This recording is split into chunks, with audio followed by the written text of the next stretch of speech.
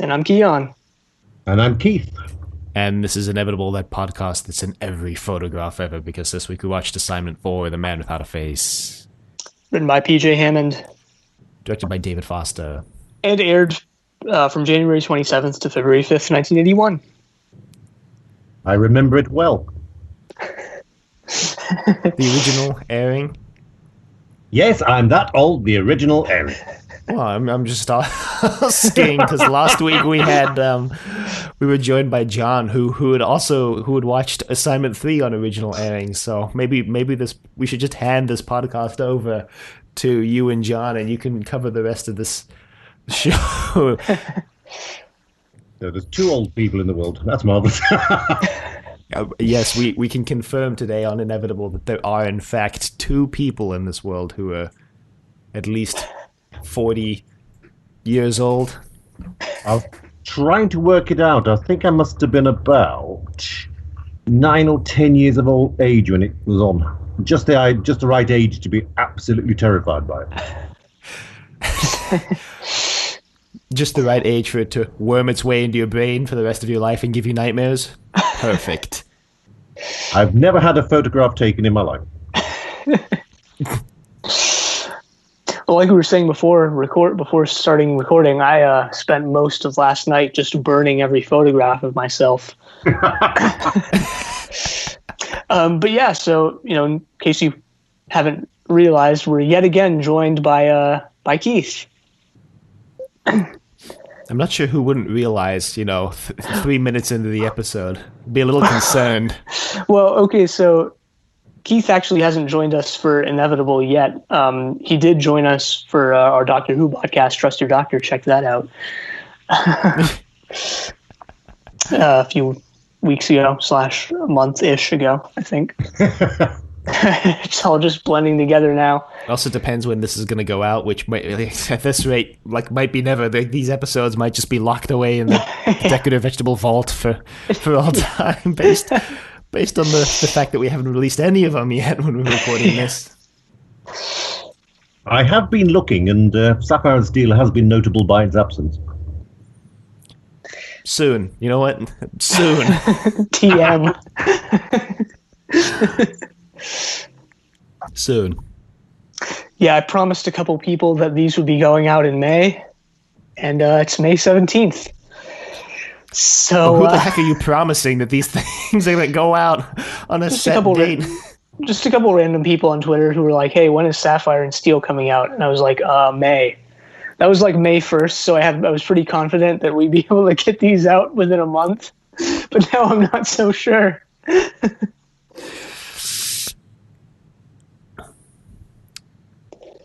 You know us. You should never promise. You should never promise specific release dates for anything we've done. Look, it's my modus operandi, okay? Make big promises, follow through with almost none of them. Most disappointing. It's been working its way into my professional life, too, but, people don't need to hear that. That's a bad thing. That's not good. That's not good. At least it's funny.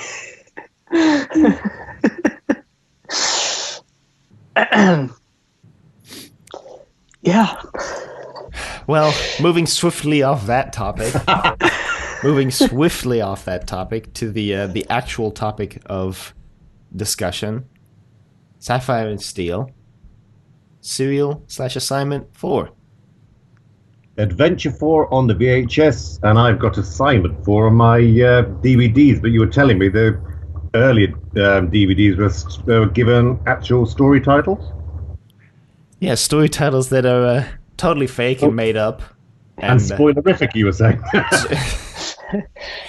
Yeah, what is it? I don't have the title for serial number 5 in front of me, but I think it's something like Dr. McD Must Die or something like that.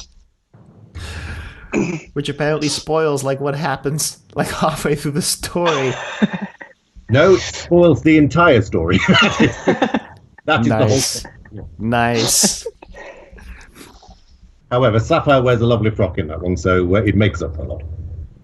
Well, there you go. Yes, at least it's pretty to look at, I suppose. Unlike the frock she wears in this story, which is probably the worst outfit she wears in the entire series. Yeah, I definitely think the costume designer took a bit of a leave of absence this week. And her hair's terrible as well, but however. I was waiting for someone else to mention the hair. I didn't want to be the one who was like, yeah, that no. Well, apparently she cut it off after story 1, so she was like wearing wigs more or less after that, because she'd cut her hair short and dyed it brown before they did Adventure 2. So from then on, she was sort of like wiggy. Yeah, maybe that would help explain the fact that it's like a different look every single week. Well, that was one of the things of the show that I remember as a kid quite liking, is like, at the start of a new story, is like, what would she be wearing? It's a bit like Servalan in Blake 7. Like, one of the highlights was like, what would the frock be this week? Yeah, that's a good point. It is kind of reminiscent of Servalan there.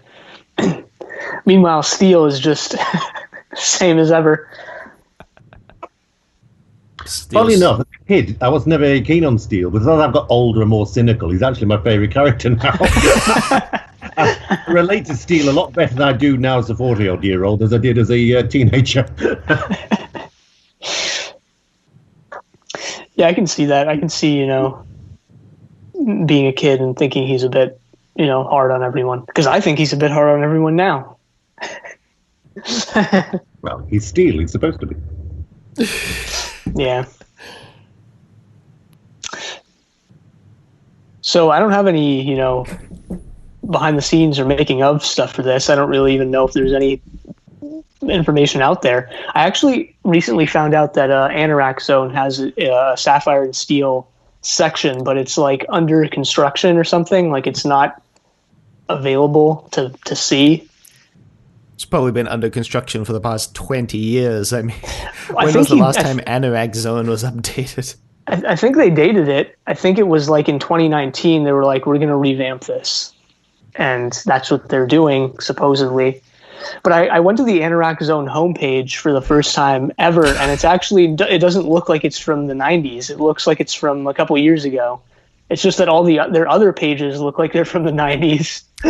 Yeah, you know what? You're not wrong, actually. When did the 90s become a long time ago? About 20 years ago. About 20 minutes ago in my head. Oh, God. I can hear Steele's voice in my head as we speak. Can't you turn back time? Or do it now. What do you mean you're sorry? You almost had it. That's the second time you failed. Oh, man. That line was like a dagger straight to the heart. It's like, come on, Steel, loosen up. Sapphire's doing her best. Like, my man. I like the way when the horrible event we will come to happens, that he just gets very petulant and she becomes incredibly bitchy. In character, for sure.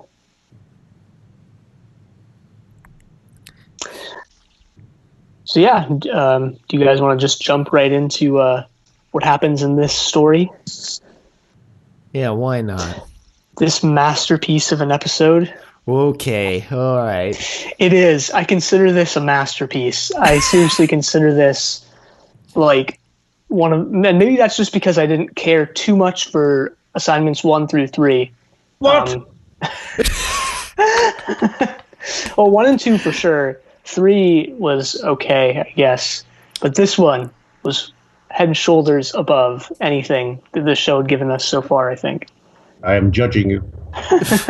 I still think assignment 2, just the final 4 episodes, still my favorite serial of Sapphire and Steel. I like to just pretend the first 4 episodes of assignment 2 didn't happen. You could just delete them and you lose nothing. That was like a dagger to my heart. We're slowly just verbally killing Keith here. Invite him onto a podcast and then murder him.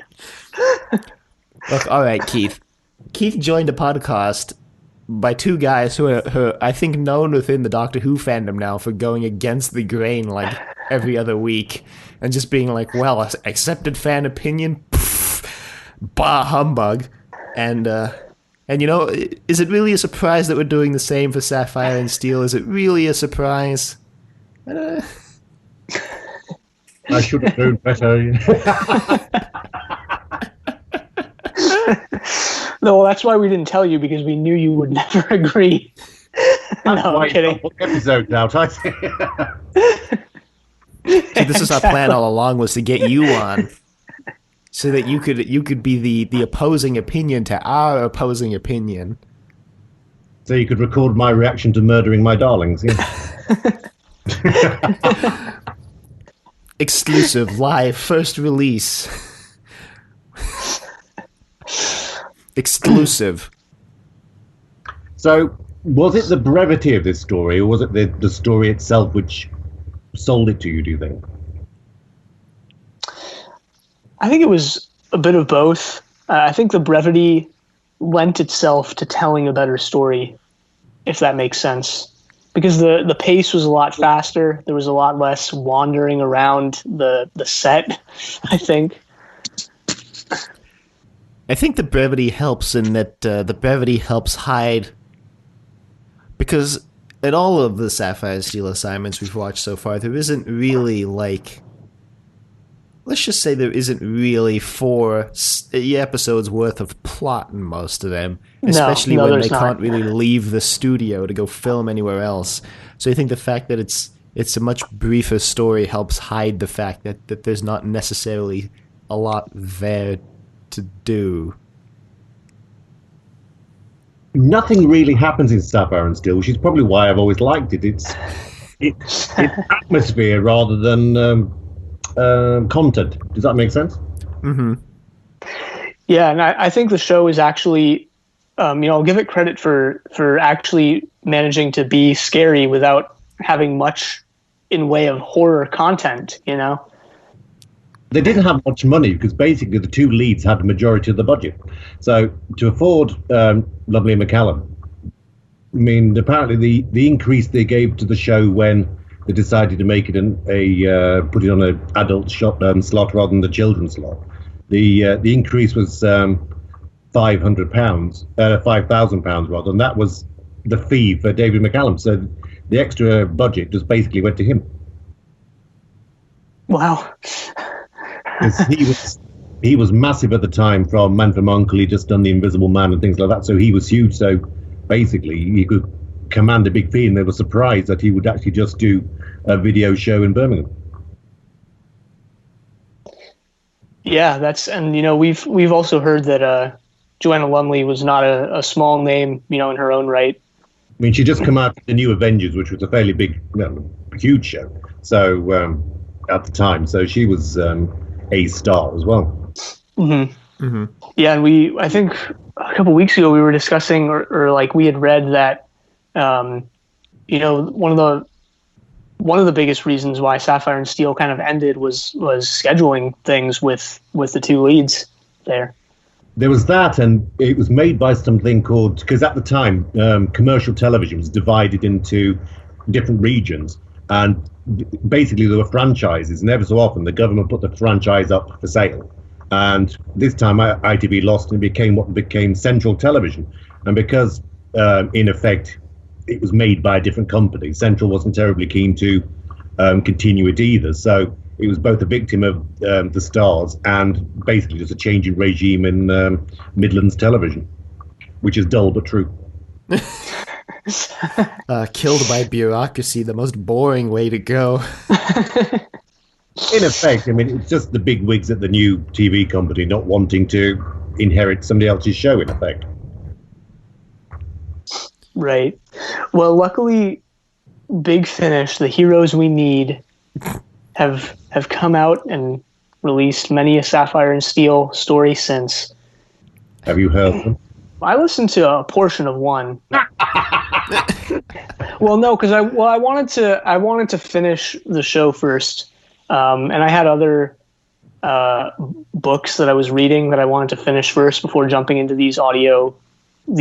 So it wasn't out of disliking it, to be honest. Dylan and Keith are just probably like shaking their heads like, yeah, right.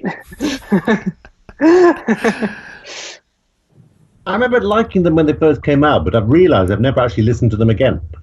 So, yeah, I'm not like, and I think because they're not downloadable and they're only on CDs, it's hard to you kind of get used to just like listening to them on devices, don't you? So, in a lot of ways, I think it's harder to listen to them than other big finished product.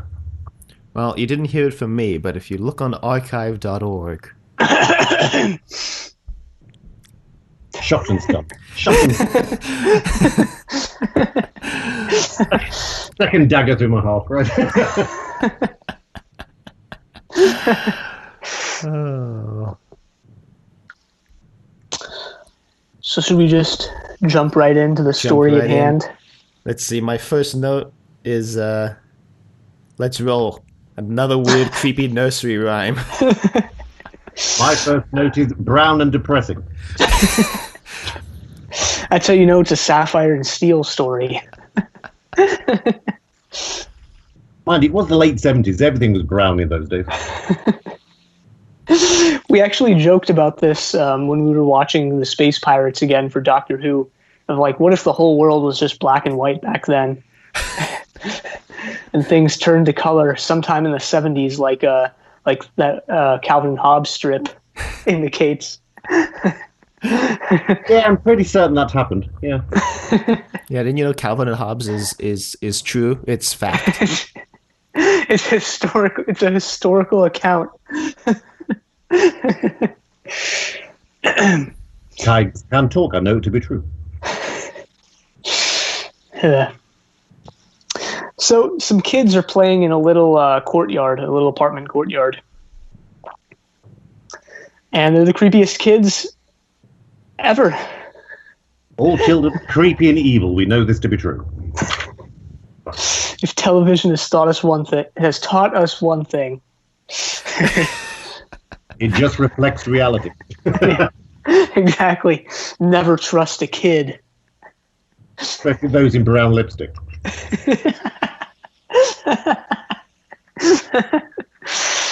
Yeah, you know, I didn't actually register in my head, but yeah, they were just wearing brown lipstick.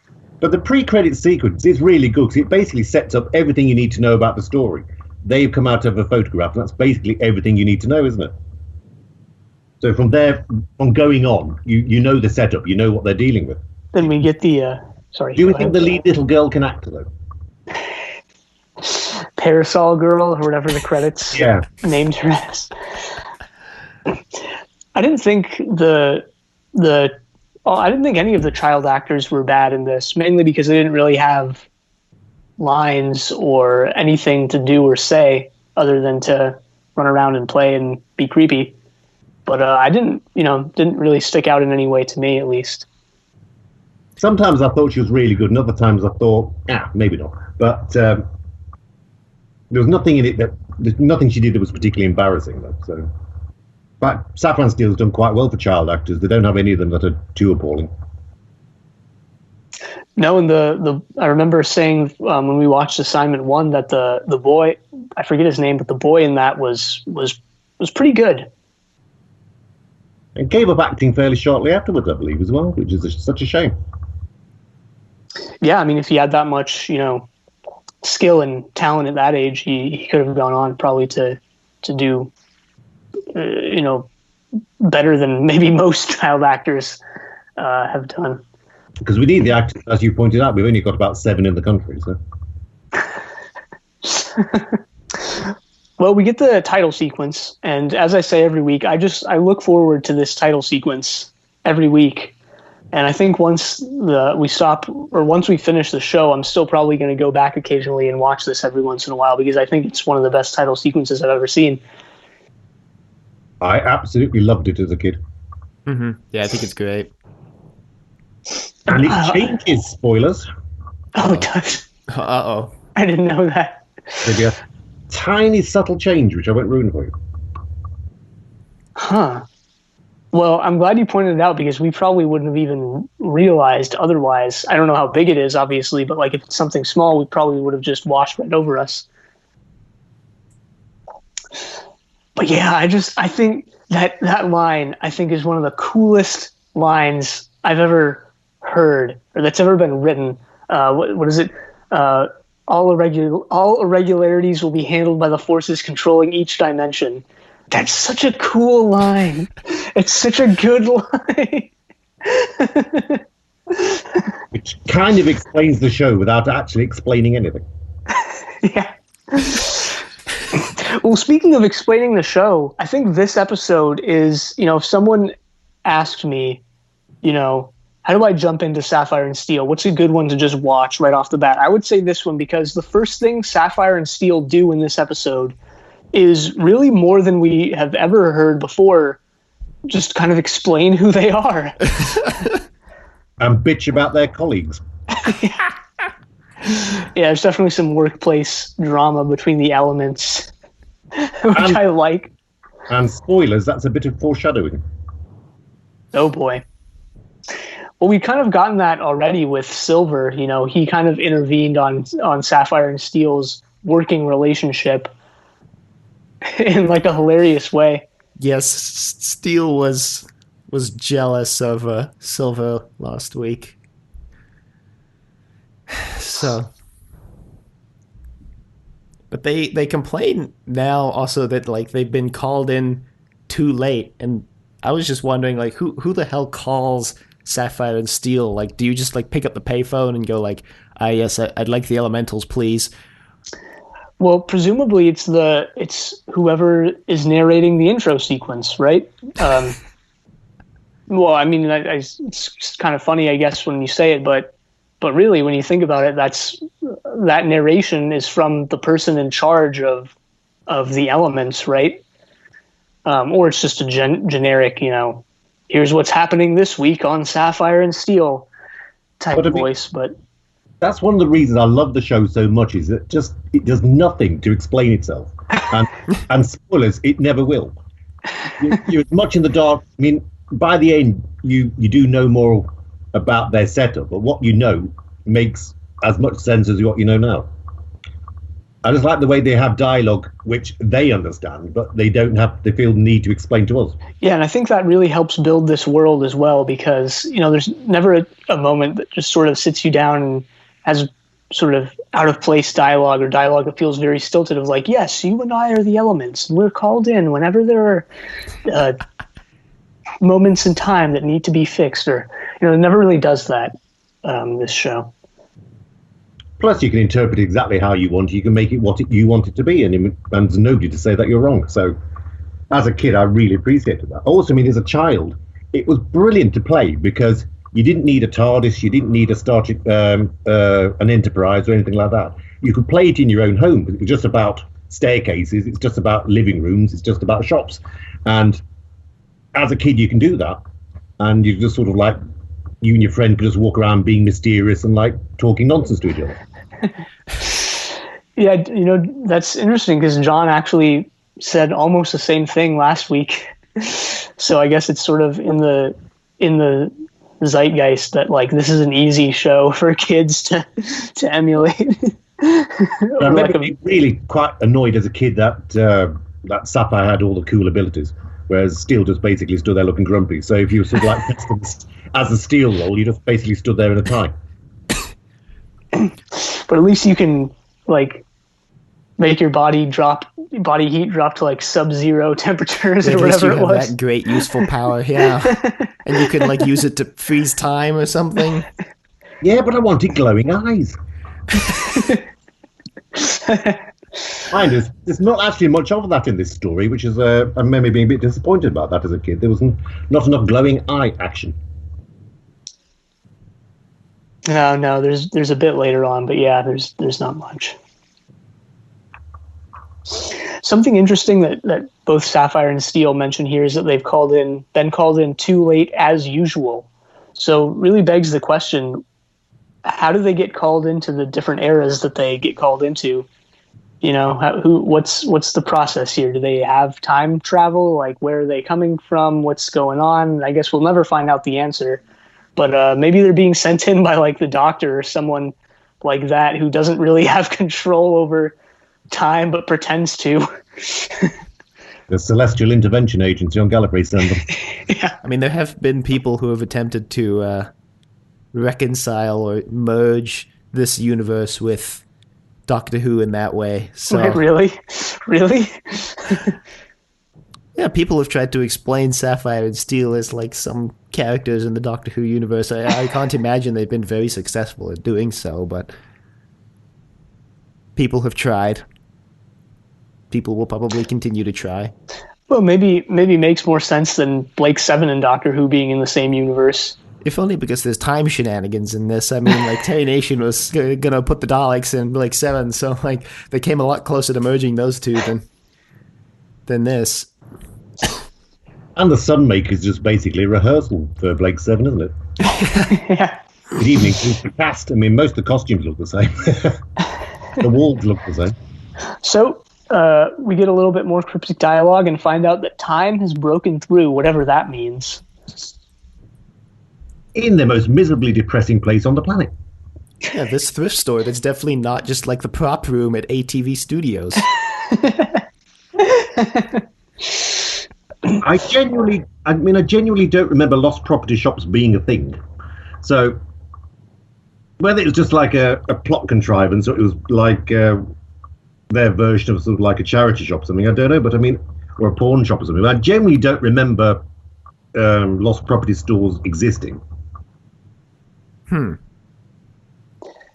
Yeah, well, they definitely don't have them here. I'm trying to think. I know there are a couple of thrift stores in the area, but I don't think like this has ever been a thing that I've heard of. Yeah, that was based on subtext. I didn't want people thinking they actually were a thing over here. Yeah, I've never heard of a lost property store. Closest thing I've thought of is a thrift store. Or like a lost and found at like a public place or something like that. So I don't know if either of you picked up on this or it was something you noticed, but like Sapphire looks like she doesn't have arms in this story. Yeah.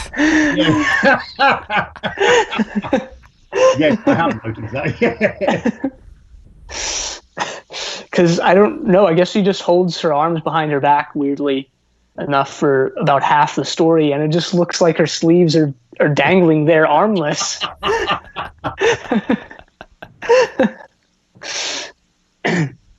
So a little bit of confusion on my part there when I was like, wait, what the heck?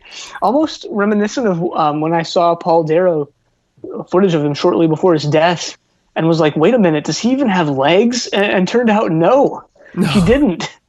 Because he had his legs amputated a few years before he died. Because he had some sort of disease, I seem to remember. Yeah, well, I mean, no, he didn't just do it for fun. Well, we should clarify that he didn't just go to this doctor and was like, just take him off, please. He'd been auditioning for Davros and he went a bit far. Yeah, so they're in this lost property store, and there's this weird scene that I made a note of where like Sapphire picks up a sword and she's like, this sword has literally never done anything useful. It's never killed a man. It's never even injured someone. And I'm like, I don't know why this is relevant, but thanks, Sapphire. Thanks. Well, they're discussing triggers, aren't they? And Steele's saying some of the triggers speak for themselves, i.e. a sword, and then she's just pointing out, well, actually, that's never done any harm to anybody, so probably isn't going to be the trigger. Yeah, and I'm realizing slowly, I think that Sapphire is like kind of a know-it-all. Later on in the story, she goes, yes, a kaleidoscope, a device invented in 1807, or whatever her little line there was. She's like, okay. She's the internet for the 1970s. That's what she's there for.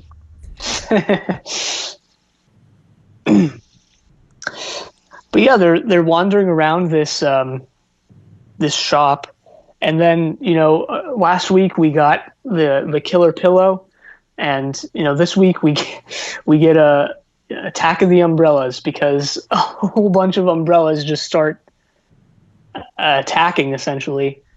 But umbrellas that sound like crows. That's brilliant. And Steel sort of freezes in place. We see. And they have the adverts. Yeah, really make it clear, even when you're watching this without ads, where the commercial break begins and ends. When the VHSs came up, they cut the advert breaky things out. And so I just wasn't used to them being there. So when the DVDs came out, they kept the advert breaks in, like the end of part 1, part 2 things. And I'm still genuinely surprised they're there because I watched the VHSs so often. I mean, I've still got them. I mean, the tapes must be like worn skinny by now. But I was still genuinely startled by the ad breaks, even now, because I'm just not used to them being there. And I've got a memory that the first 2 stories didn't have any. Now, I might have dreamt that, I'm not sure, but I don't remember there being ads in the first 2 stories. Yeah, no, I don't think there were. Like, I noticed this when Assignment 3 started and it had the ad breaks, and I'm like, that's weird, because Assignment 1 and 2 didn't have ad breaks. Right. But they were made by commercial television, so I'm generally surprised they didn't have any. But I'm sure I read somewhere that the first year, or at least the first story, they didn't want to break the flow of the episode, actually showed them without adverts, which is quite unusual. You'll probably get a load of messages now saying that I've got that completely wrong. In my defense, it was a long time ago. Maybe it has something to do also with, like, the episodes only being 25-ish minutes, so not too long. Wouldn't have to go too long without a commercial break there. But what do I know? Next to nothing. That's what. Next to nothing. Well, they start snooping around a little bit more, and we get a little bit more of this set of, or this apartment building, or I guess in the UK they would say like a flat building or whatever, or I don't know actually, but I know y'all in the UK call apartments flats. But I really like this setting. I think it's one of the strongest in all of Sapphire and Steel, because it's contained and because there's a villain in there with them. But I want to talk about the villain later on. It's a great set, but seriously, I wouldn't want to live in it. It's the grimmest apartment in the world, isn't it? I mean, it's depressing. Yeah. But I think it really works, It's really good. It's really good. I mean, it really is really done, yeah. They break into the apartment of one H. Williamson. A very clean man. Yeah, it's above the last item store we should mention. This man lives in the store that he runs. Allegedly. And apparently sleeps on his sofa. Right. So he has a bunch of he has 2 things laying around, a bunch of old letters, unopened, and a bunch of photographs. And Sapphire and Steel realize that he's a pretty big photo enthusiast. He has his own dark room. He's converted one of his own rooms into a dark room. Right. But all of the pictures in the dark room are old. None of them are new. And a lot of these pictures they must have taken for this production, because there was no Photoshop in those days, and like doctoring pictures must have been prohibitively expensive. They must have taken a lot of these pictures for it. And they're incredibly impressive because they look the part, don't they? They don't look like people from the 70s who are just dressed up in frocks and just like had a black and white picture taken. They do look old. They do look like they blend in with the original pictures. Yeah, that's a good point. I didn't even think of that. And yeah, they do a great job with making sure they're accurate to the period that the show tells us they're from. Yeah, I know this is a weird reach, but I remember when we watched Chuck, that movie about Chuck Wepner or whatever it was called, the guy who inspired Rocky. One of my biggest problems with that movie, check out Triple Play, our movie trilogy podcast, but one of my biggest problems with that movie is like it was supposed to be taking place in the 70s, but everyone just looked like they were from 2017 or whenever it came out. Nothing. But yeah, Hair and teeth, yeah. So, someone, I think it's Steele, notices that the children that they've been or that are playing outside still have been taken out of the photographs. They notice some blank spaces in the photographs where the children are supposed to be. Yeah, all the children are missing. Again, this is a really well done effect because they must have like taken 2 photos for everything, because the children like phase in and out of the photo every so often. Like when the children are there in real life, they're not in the photo, and when they're not there, they're in the photo. Yeah, we're just done a film effect with like cutting and pasting film. The roll back and mix on Sapphire and Steel is always amazingly well done, because at the time they used to use that effect a lot. I mean, especially things like Doctor Who and stuff. And sometimes, like when the 2 images were merged together, it was so obvious, it was incredible. But Sapphire and Steel, they always used to take so much care to do it, so you literally couldn't see like characters move between the 2 shots when they were blended together. And I've always noticed that watching it, how much care was taken producing these things. And when you think this show is recorded basically like a soap opera or a situation comedy, and it's done in such a way that it's really impressive, the way they get the shots in, the way they get the effects in, and the way it's sort of like cut together well as well. There's no sort of just like long shots, and all the action is taking place like a stage show. It's recorded almost filmic in the way the shots are set up. Definitely. And, I'm glad you point that out, because I don't think it's something that Dylan and I have ever explicitly touched on, or haven't, in the last however many weeks we've been doing this, 3 weeks. But yeah, there's nothing like overtly jarring about this. It's, there's never, and given that it's all on a set, I think that's really impressive, is like, there's never that sort of sitcom style, like you're only seeing this thing from one angle, like, it's very well done. It's really well lit as well. I mean, it's not overlit. It's kept really dark. It's kept really gloomy. I mean, there's shadows everywhere, all adding to the atmosphere. I mean, if you think of like a lot of Doctor Who at the time was so brightly lit, it destroyed any sort of like atmosphere an episode might have had. Yeah, this story I think does a particularly good job of that, especially in the little outside courtyard thing. Like, it's just like you can tell this is like past midnight, like a gloom. I really like that. which enhances the story in its own right, because these kids are out playing, and you can tell like, all right, we're probably like in the dead of night here, like 1 or 2 in the morning, and these kids are out playing, like what's going on here. And what do we think Liz actually does? Which means she works in clubs when she's allowed to. Yeah.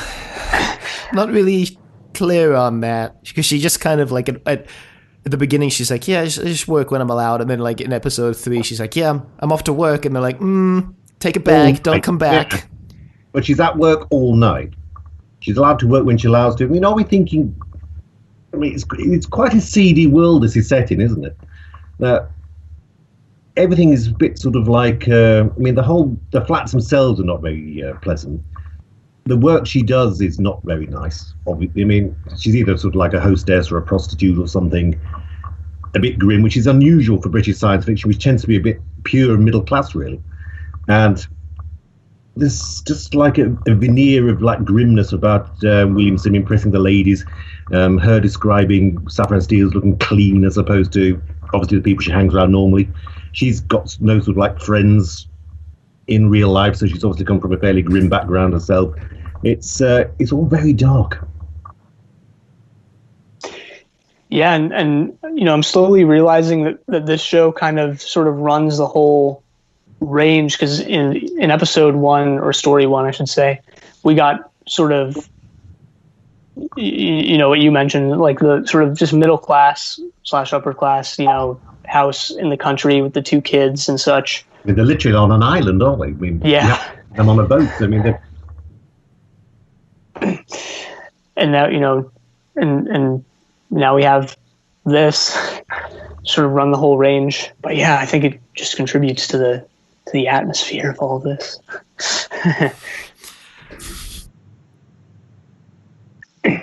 Rather tragically, at the end, her life hasn't actually got any better either, has it? No, yeah.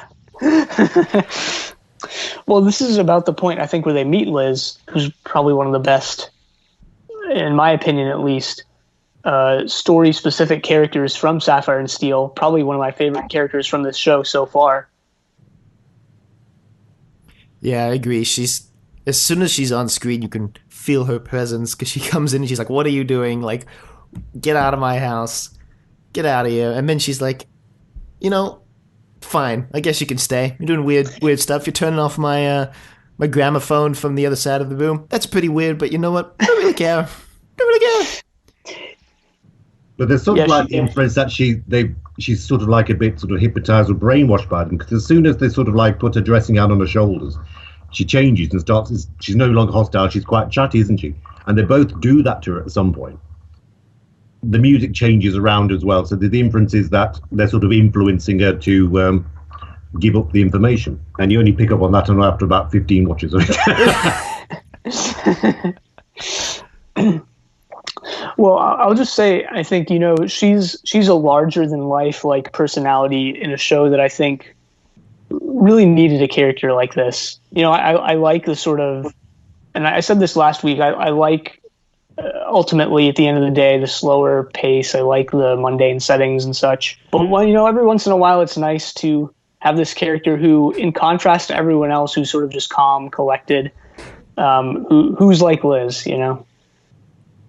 And she's a welcome bit of colour for the show as well, isn't she? Because really lends a different, you know, voice to this show that I think, you know, it needed into episode 4. Maybe won't need again, but you know, it was nice. And you do like it, and you do care. Or maybe I'm just insane and I'm going against established fan wisdom yet again. So basically, they're interrogating Liz about her landlord. They're like, "Oh, what's his face look like? You know, who is he?" Because I guess they're guessing that the landlord is the one who's made all these photos where people are missing.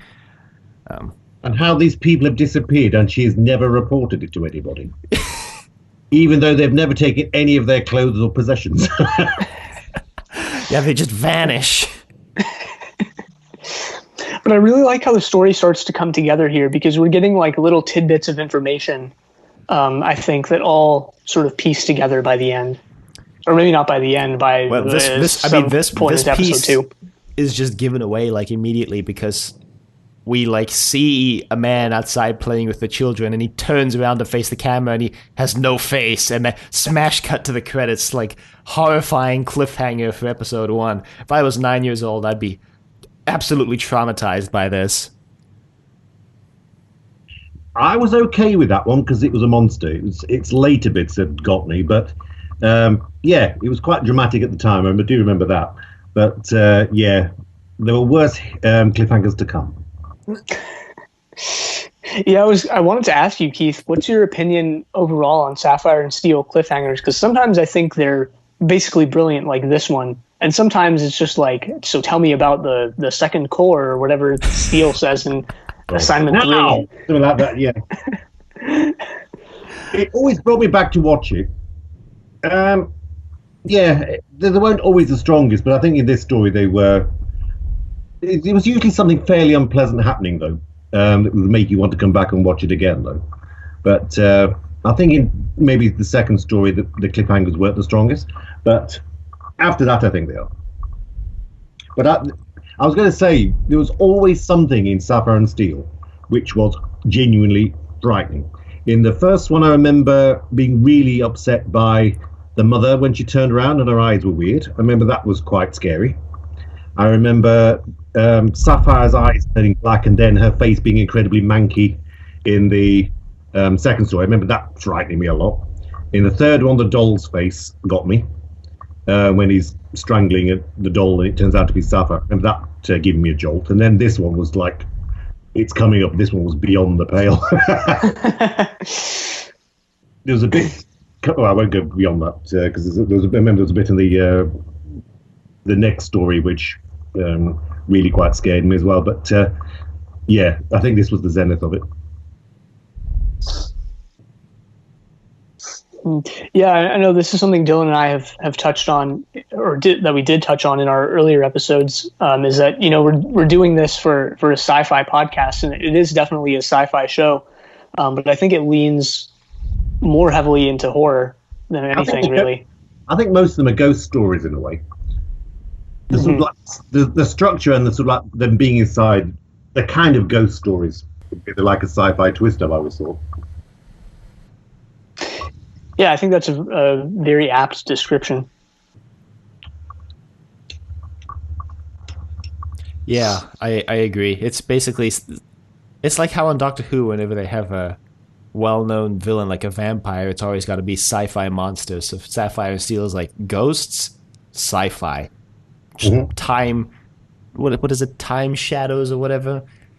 Also, I mean, they have always in Sapphire and Steel. There's always like a very vague things being real and things describe things being real, but they never sort of define what isn't real as well. So, like earlier, this one it's sort of like they're in reality, but they're discussing things that aren't real, but they never really say what defines something that isn't real, other than being other from what they're discussing in that moment.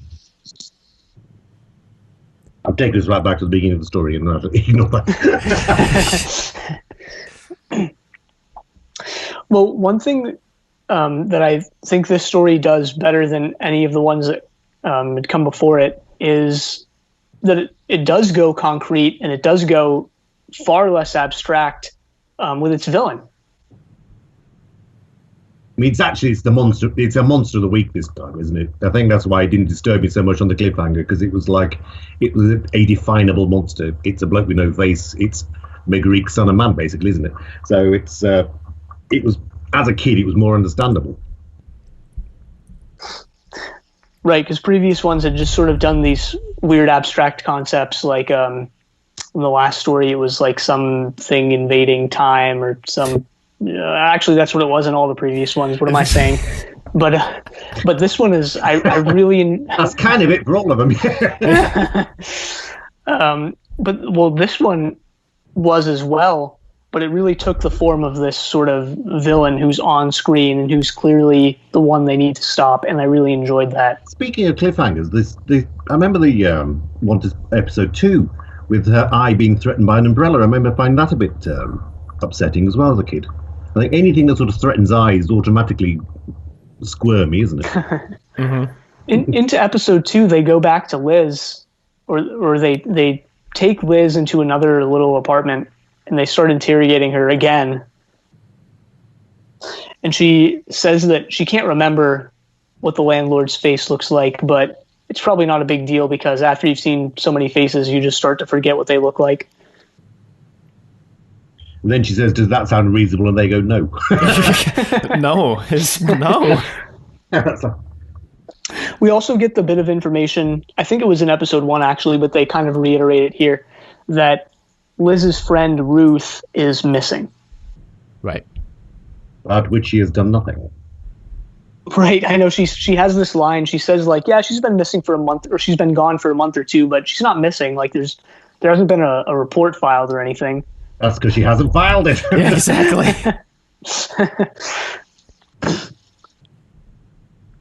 If there's one slight sort of like hole in the plot, it's probably that, to be fair. Because if they were such good friends, why did she like not do anything about it? Unless she just wanted the room to herself, of course. Yeah. Secretly living it up without Ruth there. But I mean, I think it speaks to, like, maybe she didn't want to accept that Ruth was gone or whatever, because Ruth was basically, as far as we know, like the only person in her life who wasn't like a malevolent force out to destroy people. So maybe she just didn't want to accept that she was gone. But she sees the shape at the bottom of the stairs, doesn't she? And then there's a whole bit about them trying to bring it back to that particular step, just so they can see what it looks like. And right. when they do that, the sound effect in the background is actually sort of like a bit of a premonition of they use a sample of her actual scream, her friend's actual scream, don't they? as part of the sound effect when they're trying to bring the creature back, which you only notice when you watch it a second time. Yeah, I didn't pick up on that. That's really interesting that they went for that. But it's quite an eerie sequence, that, and also, I mean, as the series has gone on, her powers are becoming less infallible, aren't they? Because the original stories, when they're sort of just demonstrating what they can do, everything she does is always totally infallible. But now, sort of as Steele points out, she's failed, and that sort of continues now as the show goes on. Yeah, maybe that also kind of indicates that the threats they're up against are increasing in power or something. I mean, it would have to, really, otherwise it show loses drama, doesn't it? Yeah. Yeah, I mean, this is also this story is the first time that Steele gets, at least as far as I can remember, genuinely angry that Sapphire's powers are not infallible. Because in, what was it? Assignment 3, he's just oh well, that's all right. We'll find another way to do it. And this story is what do you mean you're sorry? This is the second time you failed. I mean, that is a fairly unpleasant event, though, isn't it? So I think that he's more rattled than he usually likes to let on by that point, isn't he? Mm-hmm. Well, from then onwards, they're incredibly petulant, because when they're trapped in the photograph, he sort of go, but you sent her away, in a really sort of childish, pathetic way. And in a way, Steele is very childish. I mean, he's pure temperament all the time, isn't he? But he's infinitely slappable in that moment. I mean, he's not entirely wrong, because she's well, you were the one who told her to go away, and he's well, you're the one who actually told her to do it.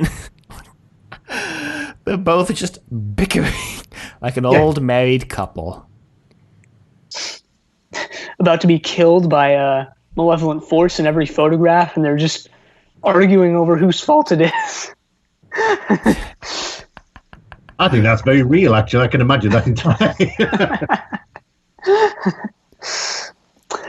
Well, this is actually when they discover, I think, that this being or whatever they're up against, the shape, is what it's called, I guess, is a force that's in every photograph. And the way they describe it is not as if it's some being or existence that's entered photographs, but just some quality of a photograph that every photo has because of what it is, that has taken on some sort of malevolent persona. You find out later on that it's, well, find out in quotes later on that it's a reflection trapped in the photographs itself. But it's just, yeah. The implication, it was sort of sucked out of time when photographs started. It was a unique place it could break through. But then it found itself stuck in the photographs, and it wasn't until Williamson's experiments that it sort of got freed from being in every photograph ever. I like the way also that they actually say every photograph is a picture of infinity. So it might not actually be in the picture. It might be in the street beyond where the photograph has been taken, or in an upstairs room, even though you can't actually physically see it. But each photograph is the world encapsulating what's of that moment it's been taken. The world beyond it still exists in each photograph, which is a wonderfully bizarre thought.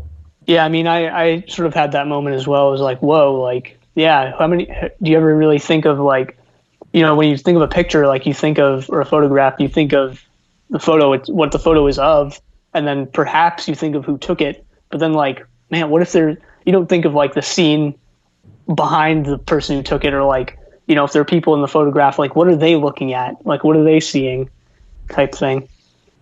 Also, the threat the shape makes later, there used to be the old superstition that every photograph sort of stole a bit of your soul, didn't it? And this is sort of indicating that part of you remains in the photograph and it could attack you later. Or it could be used to attack you later. So, I mean, it's sort of capturing a bit of old folklore as well. Yeah, that's actually, coming out in the 21st century of be careful what you post online, because, someone will be able to find it. Yeah, photos are there forever. I mean, can the shape do digital? Because if so, basically the universe is infinite now, isn't it? Yeah, that's what I was wondering this morning when Kiyan was I burned all my photos. I was can it do digital? Because then, well, guess it's just there forever now. And basically, then Liz is completely stuffed as well, because if she's even walked past a camera, she's going to be got eventually, isn't she? So she goes past closed circuit television, there's going to be an image of her somewhere, so she's stuffed.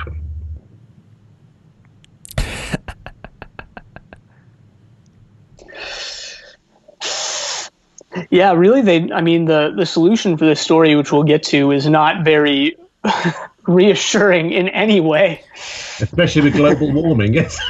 Yeah. I mean, not only that, the solution to the story hinges on the fact that Sapphire and Steel will be around in 72 years to continue to fix the problem. And therein hangs the story, anyway. You will come to that. Uh-oh. Uh-oh. Oh, God. So this episode actually ends with bubbles. Sapphire and Steel follow a trail of bubbles into another room. And find Michael Jackson. So into episode 3, Sapphire confronts some of the children. She's in sort of like a weird little garden. The children are there. Mm-hmm. It's like a Victorian garden sort of recreated from the photo, isn't it? Yeah, I like how this is done. I think I don't know if she knows, but I didn't realize until later that she had walked into like one of the photographs. It's overlaid on the closet, isn't it? So it's like where two realities are meeting slightly. As with everything in the series, it's quite nebulous and it's never explained. So is it a power of the shape? Is it the kids doing it? We will never know. But she's wonderfully... I mean, it's because I remember, as I was saying, that cliffhanger, I did find out how the hell is she going to get out of that? And the way she does it is by being incredibly cold, isn't it?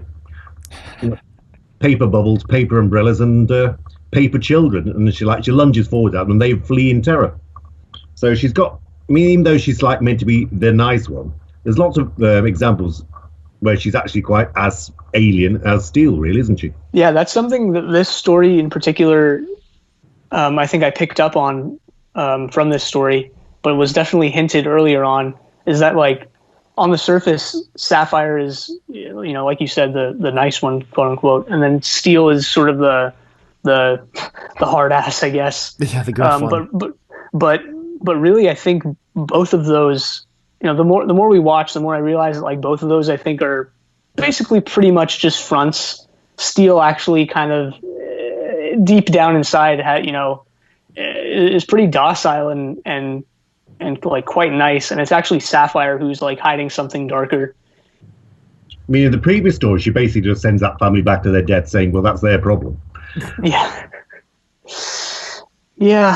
It's not Steel who does that; it's Sapphire. And I remember at the time thinking, "Oh, that's quite." It was genuinely a bit surprising as a kid then, but they are alien and they are unknowable, and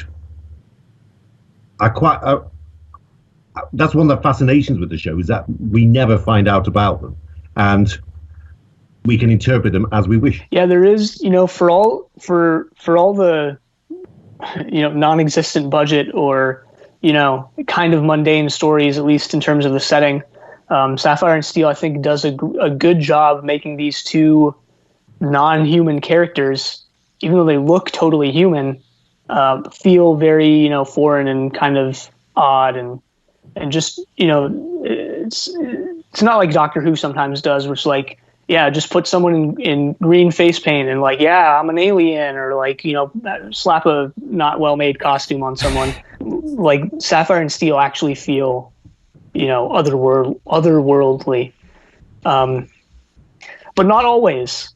And it's in those moments that like, it's in those moments where, they do send the family back to their death, or like when Sapphire like vehemently like orders Steel to kill the being in assignment 3, or in this one where she lunges at the children. Like it's in those moments where you go like, whoa, like you're kind of brought out of like the false sense of security you've been lulled into. I don't know if that makes sense, or maybe I'm just rambling, but yeah, whatever, I'll just stop. Yeah, but I mean, that's one of the reasons it makes it such an interesting program, is that you cannot define them, so you're always surprised by them. Yeah, there's a surprising amount of crossover between their characters as the weeks go on, because assignment 1 and 2 it seemed very clear that Steel was the one who was going to be taking the fall for everything, and Because assignment 2, he's the one who's like, yeah, I'm just gonna sacrifice this guy to send everybody back. And then there's a weird shift in assignment 3 where, like you said, they're kind of unknowable, and the facade kind of breaks in assignment 3, and in this one where it's, maybe Sapphire's just been just allowing Steel to take the fall for everything, Yeah. I mean, if you want to extend the metaphor too far, I mean, like, sapphires are like solid gems, aren't they? Whereas steel you can actually bend. So if you want to do be that right, you can say that. Which I'm really regretting I haven't now. Bend the steel to your iron will. Should have named Steel Stalin, Man of Steel. No. Sapphire and Stalin. Sapphire and Stalin.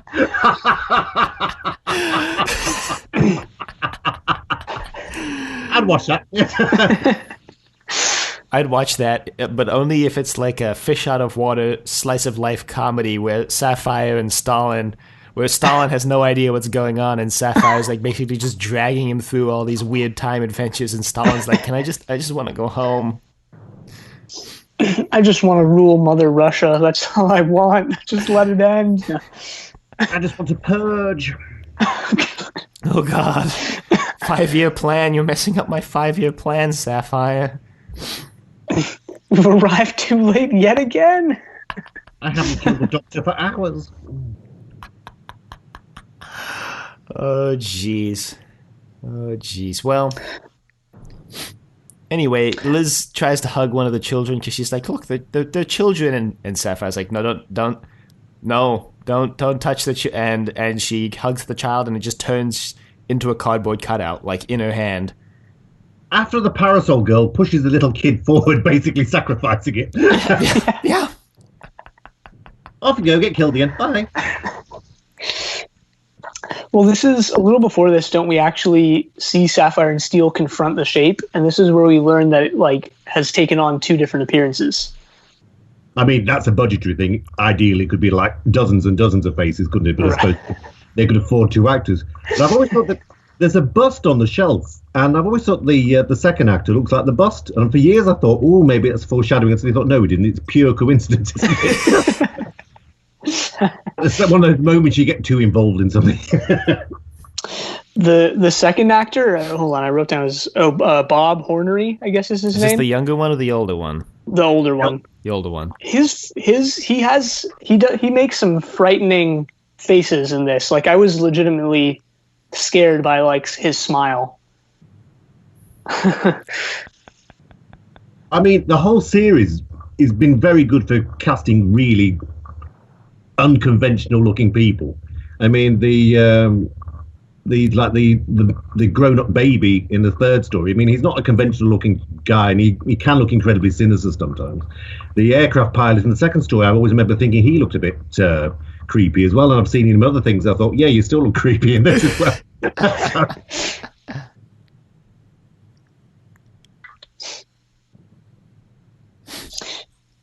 Yeah, so then that's the moment where Liz confronts the children and sort of realizes that something actually is very, very wrong here, because she'd been turning a blind eye to all of it.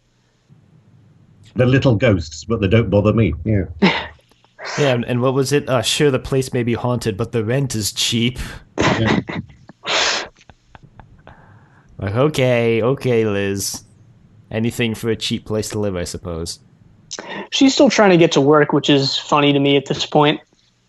The thing is, though, they keep trying to get rid of her. Why don't they just let her go to work?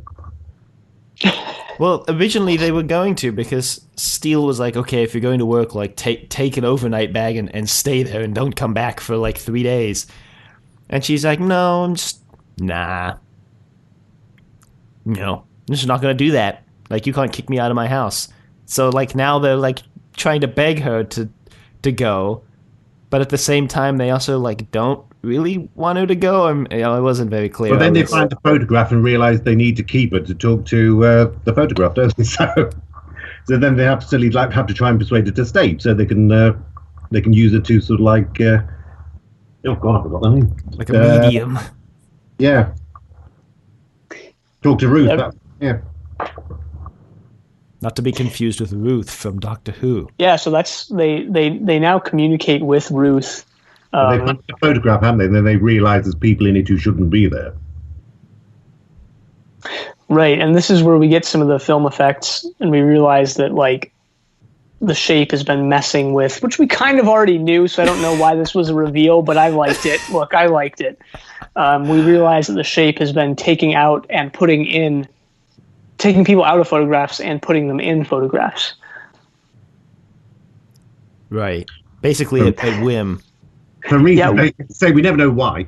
Yeah, I guess now that you bring that up, like, that hadn't crossed my mind, but like, I guess we never really find out what the master plan is here. Plus, does he like Liz? Because, I mean, he doesn't dispose of Liz. He's sort of like, he's obviously prepared to let her go at the end as well. So, is the shape soft on Liz? Might be. He might just be like, it's not worth the effort, At this point, she's lived long enough, may as well not interfere with her natural lifespan. Maybe the shape somehow took on characteristics of what was his name, Williamson or something? Williams? Yeah, the landlord. Yeah, maybe so maybe, I don't know. And we kind of get that the landlord was like hitting on Ruth at least, and maybe possibly Liz as well.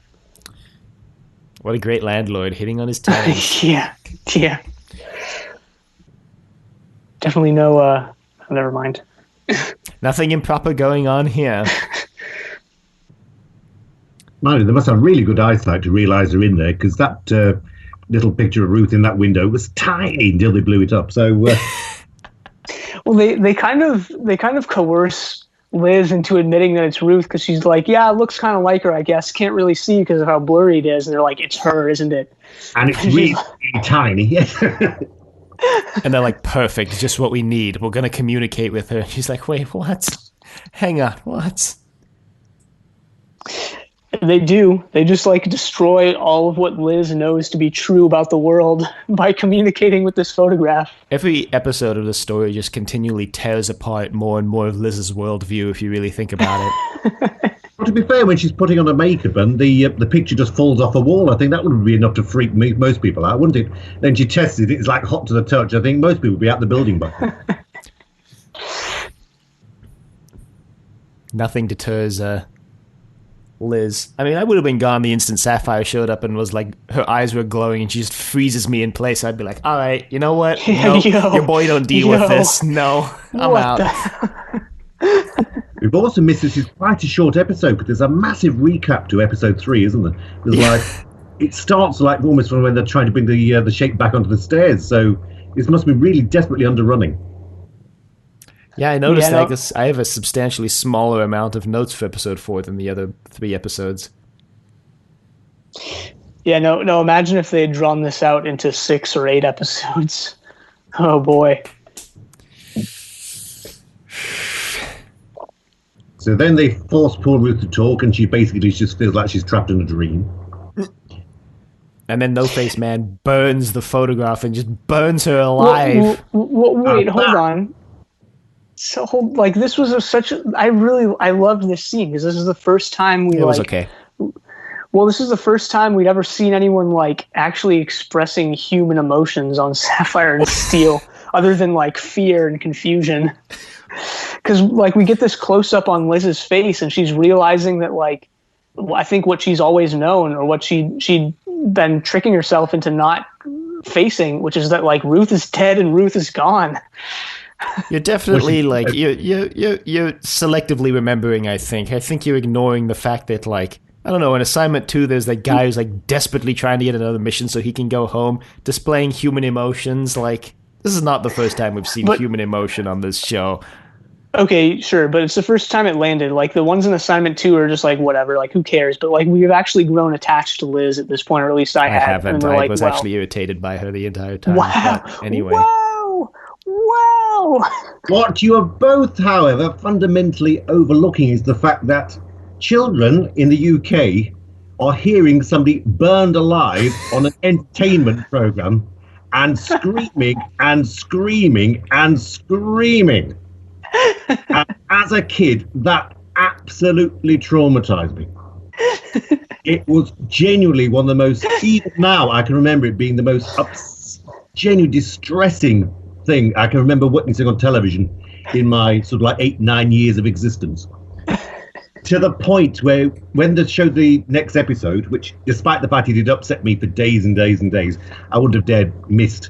But I actually turned the sound down on the television until the opening titles for the next came on for all irregularities.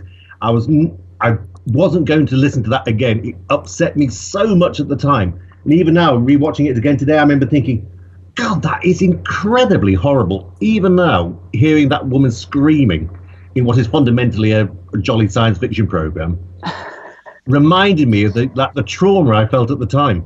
Yeah, I can only imagine what this scene must have been like as a young child, because I was traumatized even watching it now, and I'm not a young child, I hope. It reminds me of that of Stephen Moffat's masterpiece, Dark Water and Death in Heaven, where the guy is like, what you're about to hear next will change your entire life, and it's the most terrifying thing you'll ever hear. And it's just people going, don't cremate me, except this is like way more terrifying, because you actually basically hear, you are, like you said, literally hearing Ruth burn to death. And wailing. I mean, it is genuinely, the actors did it brilliantly, but the reactions of the characters as well, because even Sapphire and Steel are like shaken by how horrible this is. And yeah, I remember as a kid finding that deeply disturbing. And even now watching it again, as I say, I think that was pretty strong meat for something that basically went out at 7:30 in the evening. Yeah, exactly. It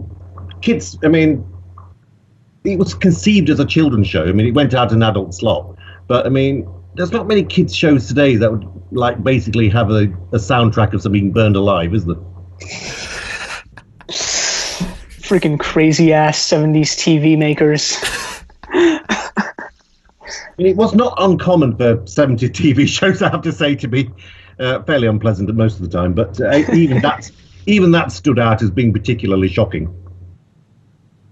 And it did prey on my mind for a long time as well. Even after that story had finished, we were on the next one.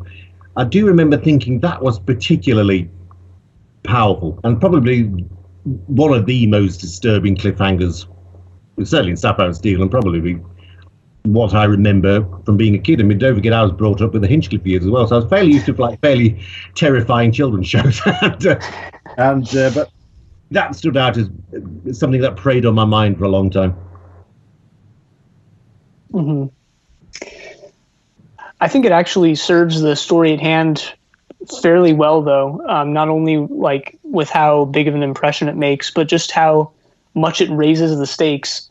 I think previous Sapphire and Steel stories have had a hard time raising the stakes, or have had a hard time, really displaying that things could go horribly wrong and people could die. Obviously, we'd gotten that information in previous stories, but it was never as visceral as this. And it is just burning photographs, but you really get the sense that okay, this is a very sinister thing, and we need to have this stopped now. Plus, it makes the Shape into a particularly unpleasant villain now, doesn't it? If it can do that, it can do really, really nasty things to our remaining characters. Mm-hmm. Mm-hmm. Which he does. But I like what happens now. And that's that they just sort of go their separate ways. Sapphire and Steel continue investigating, and the Shape is ostensibly somewhere in the building, but they're all just kind of biding their time. And I thought that was really creepy, actually. The fact that they, yeah. And it has rattled Sapphire and Steel as well. You get Steel being quite emotional. He actually says, save them, which you think somebody as detached as Steel wouldn't be that bothered, but he obviously is. And then, as I said before, he becomes incredibly petulant. She becomes incredibly bitchy with each other because they've gone through this shocking thing and there's nothing they can do about it. And it does change them as their relationship slightly for the remainder of the story. Which, in a series like this, where they are quite detached normally, that's unusual. So that makes it even more powerful as well. The fact that it's affected, especially affecting Steel like that, which is surprising.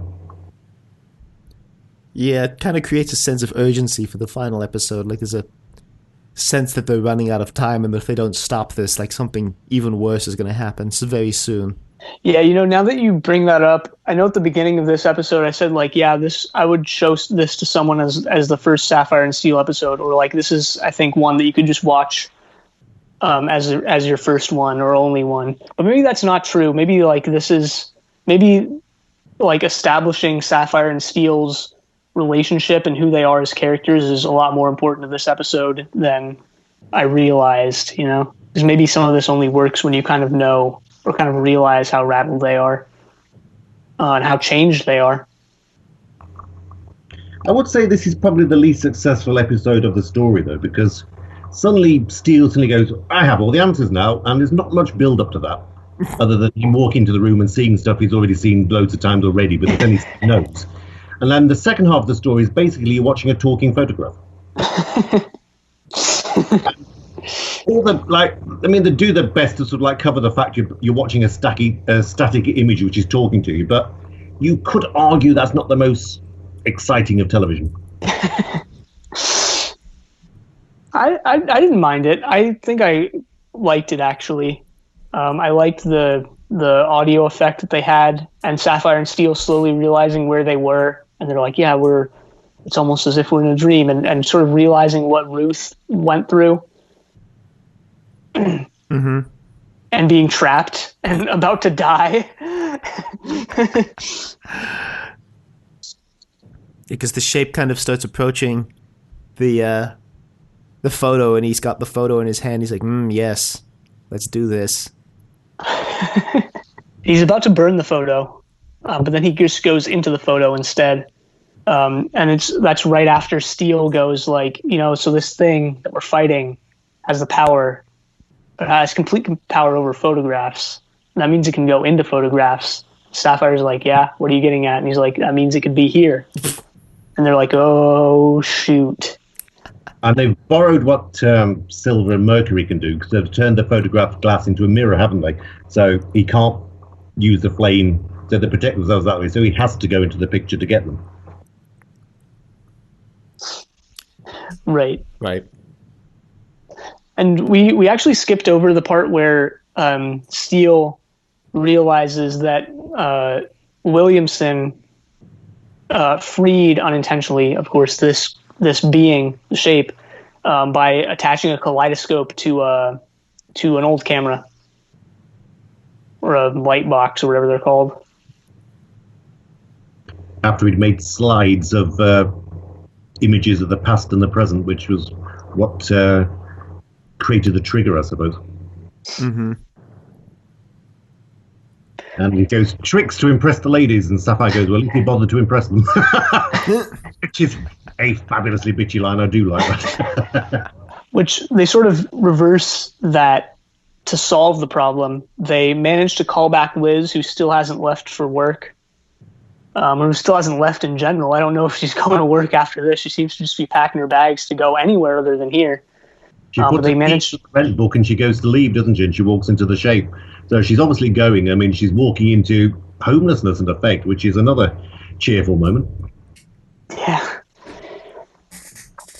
But they managed to call her back, and she traps the shape using mirrors, I think. She uses old photographs with glass on the front, and they use their thing they've just demonstrated. They've borrowed from silver and mercury to turn them into mirrors, so they create their own kaleidoscope, don't they? Mm-hmm. And make her jump out of her skin when Steel sort of grabs the thing and she doesn't realise it's there. She's like, whoa, where'd you come from?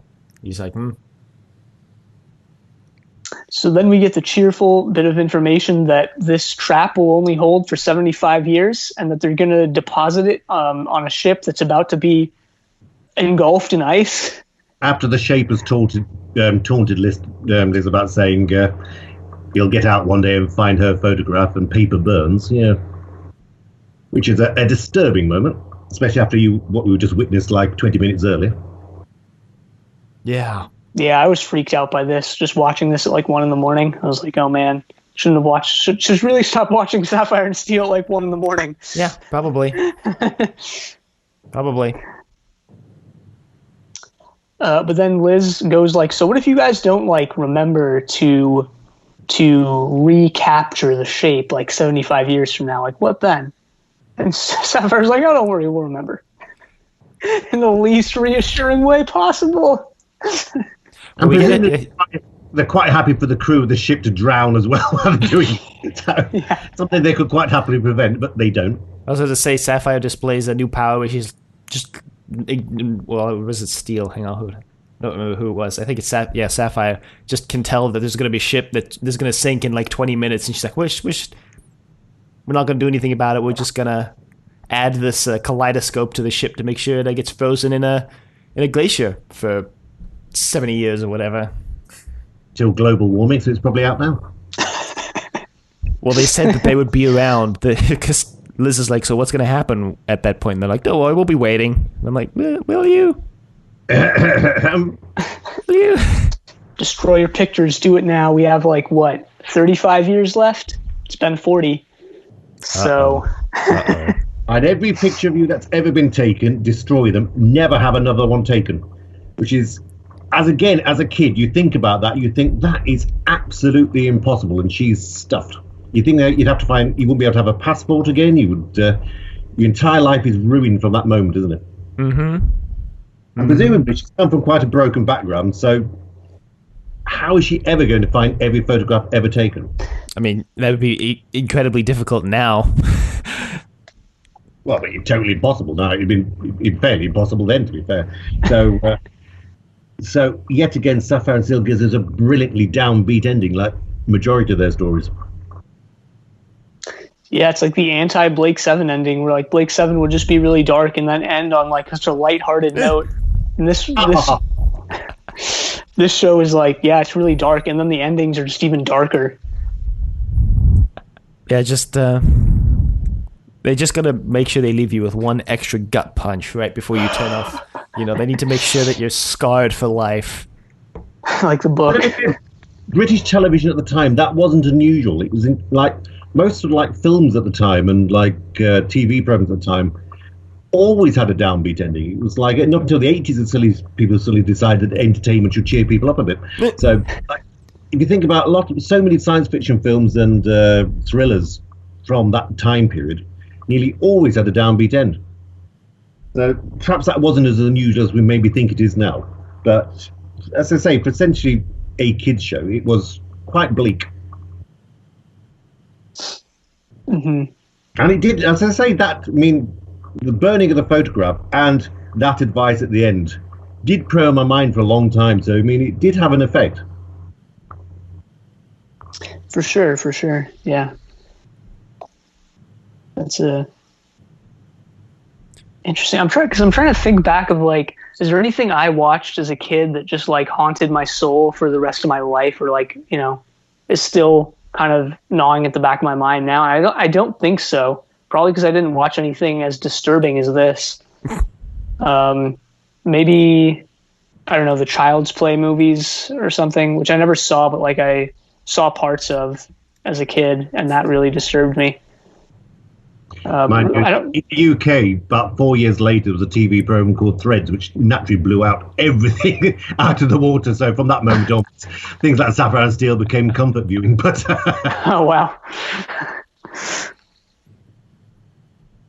What does bug me is when people talk about Sapphire and Steel being a cult program, and it really, really wasn't. It had massive viewing figures. So even though it was like very grim and pretty inexplicable, it was incredibly popular. It would get like 10, 11 million viewers, and people would, like in the playground, would talk about it. So even though it was quite obscure, it remained very popular. And it annoys me when people go, oh, it was a cult show. It wasn't. It was mainstream at the time. Yeah, there's been that sort of revisionist history for a lot of these old shows, I think. Blake 7 is even often referred to as a cult show when it's not. It had similar viewing figures, you know, in the double digit. Yeah. Yeah, even Doctor Who, I see sometimes like, yeah, classic Doctor Who was a cult show. And it's like, no, it was pulling in millions and millions every week. Well, it's like when we started in episode 1, TV Tropes calls Sapphire and Steel one of the holy trifecta of British television, along with Blake 7 and Doctor Who. So It was for me, I have to say. Yeah, as a kid, it was like my interest was sort of like circle between that, and I'd include Star Wars into as well. And depending what was on the television at the time, I would become preoccupied and obsessed with that particular show. And I'd say I remember playing Sapphire and Steel in the playground and with friends in their houses and stuff. So I mean, it was part of the like the zeitgeist at the time. Everybody was aware of it. Everybody watched it, and lots of people said, "I don't understand it," but they still watched it. So to say it was like a cult and niche program, it certainly wasn't to me. It was on peak time on ITV, the commercial station. I mean, it helped that there was probably only 3 stations at the time, possibly 4. I can't remember when Channel 4 started. But I mean, it was a huge program and no repeats. I remember being on holiday. We'd gone to somewhere ghastly like Bridlington or something. And in those days, I mean, it's aging me, hotels didn't have televisions in their bedrooms. So hotels would have a TV room. And I remember as a cute kid going into there was a football match on, and going into the TV room, which was full of guests, and persuading them all to watch Sapphire and Steel. And watching it surrounded by quite bemused looking, quite elderly people. That's great. Yeah, that's great. I like I like that we're having guests on, just because it's always good to have guests on. But like I like that you and John, who we had on last week, have like good Sapphire and Steel stories. Right, like John had the one where he would watch Sapphire and Steel with his friend and such, and this, I think, is just great. So thank you. Yeah, thank you. And I mean, I don't know if it's been on an episode, but we discussed previously, it had a massive effect on me, on my life. Because the third story, sort of like after I bought the VHSs, convinced me to become vegetarian, which I have been ever since. So we're talking nearly 30 years now. So, and it was that show that finally made me do it. So I mean, in my life, it's been an incredibly influential show, which I know sounds a bit trite, really, because I mean, it's only a kid's show from the 1980s, but who knows where influences come from. And I say, the cliffhanger to episode 3 in this disturbed me for many years, and the advice to Liz at the end of the show made me think as a child, how would that be possible? And the realization, especially nowadays, that it would not be possible. So our images are everywhere, and according to this, potentially lethal. Fun. What a fun thought, The pictures are just going to kill all of us.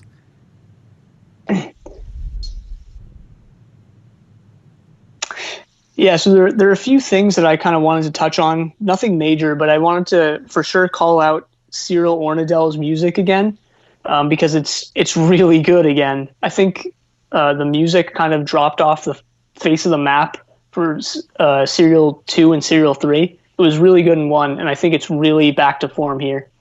It's incredibly evocative, isn't it? Especially when they're talking to the photographs. The music for Ruth is so poignant, especially when you know what's coming. Yeah, I think that's why I got a little emotional during that scene as well, is because of the soundtrack, honestly. What do you think of the theme music, then? Oh, I love it. I think it perfectly fits the show just because it's so weird and out there, just like the show. I think it's perfect. Because when Big Finish got the rights, there was a chance at one point that they wouldn't be able to get the theme music. And I thought, I genuinely can't imagine the series without it.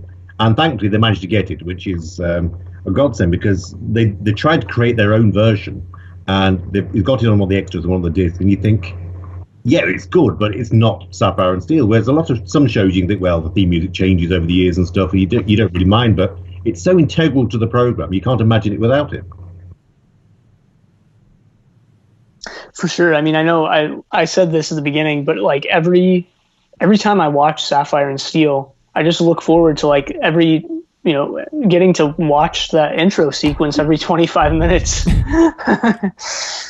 Because I usually just watch these all back to back in one go. Do you fast forward past the reprises? No. I watched, no. So you had quite a long one in episode 3 there. Yeah.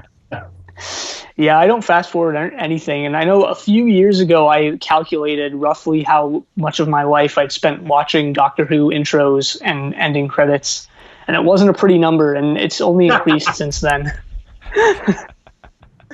Mind you, there used to be a show called The Tomorrow People, and I got rewatched those on DVD, and like sometimes it's almost like half the episode from the previous week. It's like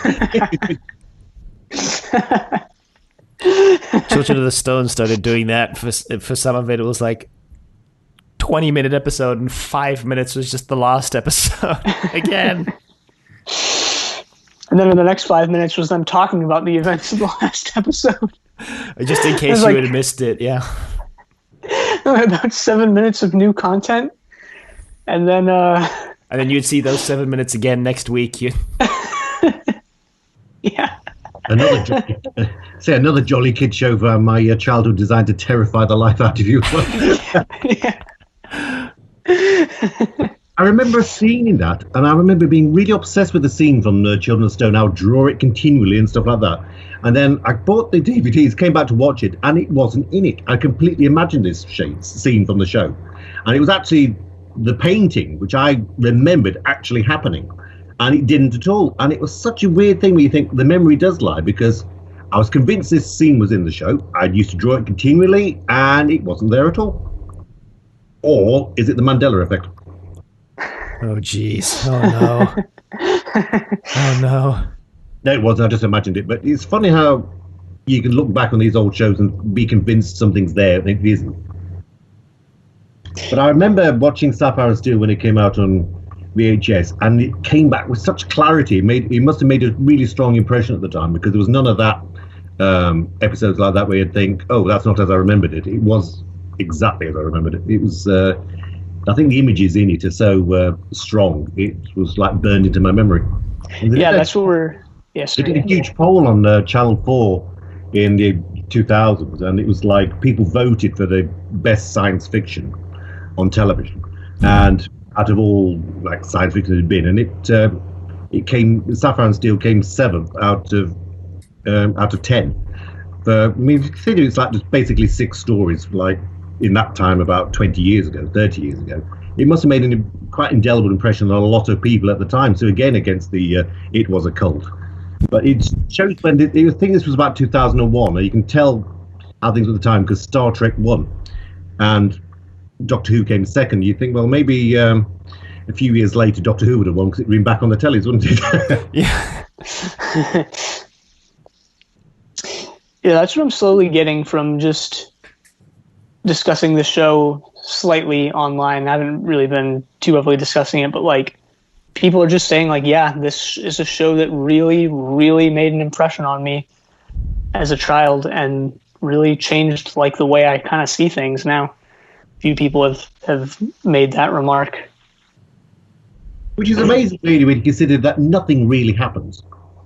Yeah. Nothing happens very intensely. That gliding their hand over things, walking up and down stairs.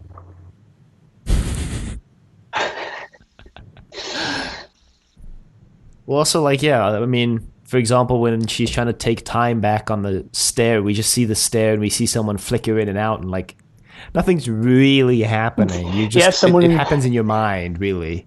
I think that's kind of the brilliance of the show, is that everything happens in your mind. And if you think about in story 3, there's like a massive scene of Steel just like putting things on tables and shelves and things for Silver to find later. And it doesn't add anything to the plot, but it's entirely watchable and it's fascinating while he's doing it. But why?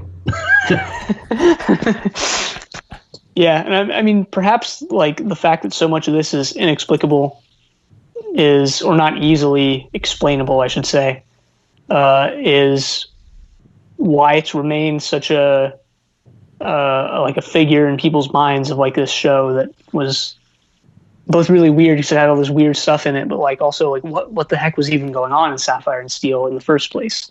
Well, even PJ Hammond claims not to know, doesn't he? So, yeah. Yeah. Whether that just makes good copy or not, I don't know. But he always claims not to have the answers. I think this episode does better than most, again, though, because of the more concrete villain. Yeah, that's fair. Yeah, that's fair. Maybe that's why you like this story so much, because it's more concrete. which just makes it the least Sapphire and Steel of all the Sapphire and Steel stories, if you think about it. I think it's some of them. Actually, I somewhat agree with that, but also like, well, let me just explain. So like, I think the threat they're dealing with is actually one of the more abstract ones.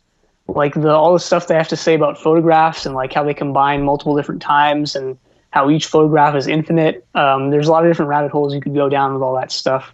But on the other hand, the villain himself or itself is actually present and is there and is like laughing in their faces and is clearly taking pleasure in killing people and stuff. So I think the mesh between those two things works to this story's favor. Apart from burning a few people, what actual threat does it pose? I mean, all he wants to do is bring a few kids back from the past and like live in a house. Live a normal life. That's all he wants. He just wants a normal life. Like planning world domination. Right? The previous story, it's sort of like it threatens the world if they go out. In the next story, the world's threatened by events. Whereas this one is just basically it's there, and Sapphire and Steel don't want it there. Oh, I don't know. I think it poses some sort of existential threat to the world, and that like it could engulf the world in like photographicness or something. I don't know. But it never says that, does it? No, it doesn't. But you get the idea, or at least I did. It doesn't sort of go today Kodak, tomorrow the world. It's just, just happy taking his money and entertaining the kids. Yeah, maybe he just wants to rob people of money or... He's taken over the responsibility of being a landlord as well. There's not many monsters in science fiction that have done that.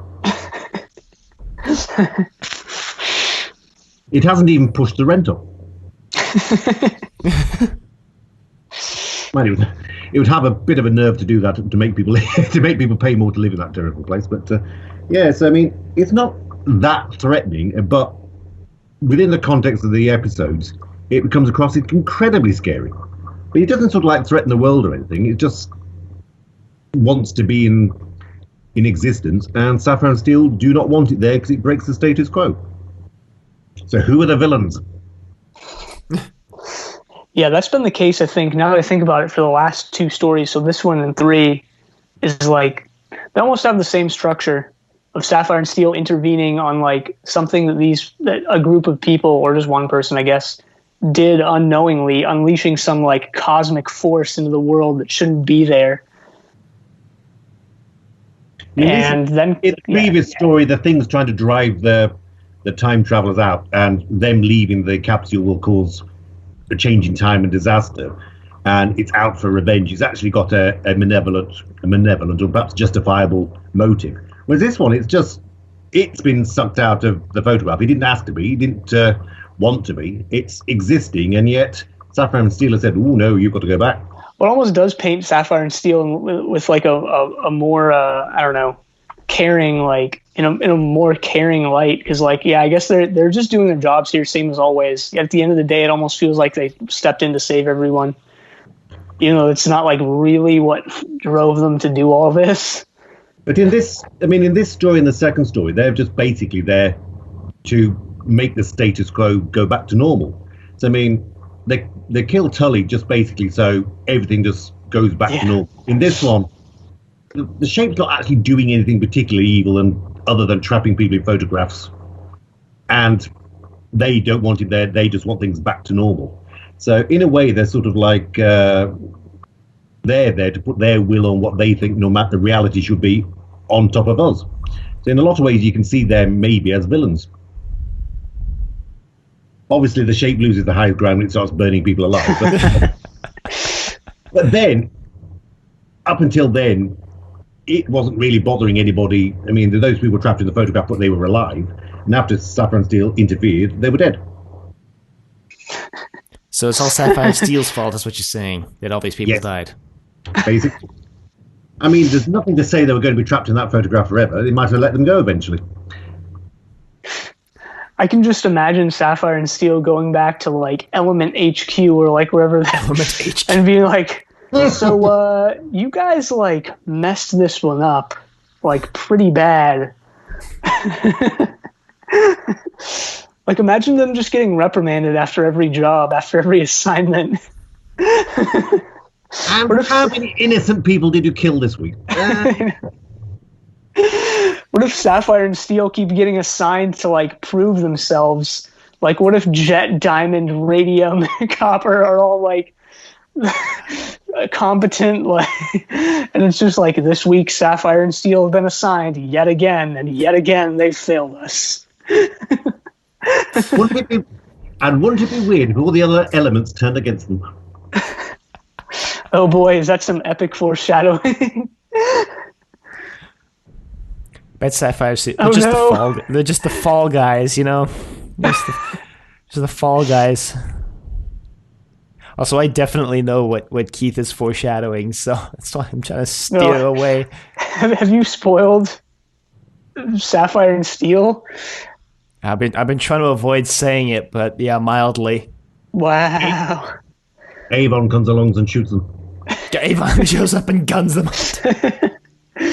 You thought there was going to be a crossover between Blake 7 and Doctor Who? No. You thought there was going to be a crossover between Sapphire and Steel and Doctor Who? No. It was actually coming at you out of nowhere. Sapphire and Steel and Blake 7 of all things. I would watch it, honestly. I would watch it. The missing scene where Servalan and Sapphire are both at the same shop together after the same frock. Well, now that you mention it, why don't we dive in, a little out of order here, but why don't we dive into our costumes of the 70s section, a.k.a. our what the hell is Sapphire wearing this week section. No arms frock. Yeah, I was like, well, let's get that out of the way first of all. She's amputated her arms. No.